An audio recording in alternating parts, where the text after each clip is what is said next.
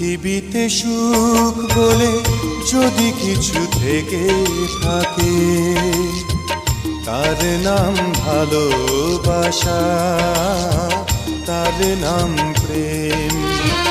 জ্বলে পুড়ে মরার মাঝে যদি কোনো সুখ থাকে, তার নাম ভালোবাসা।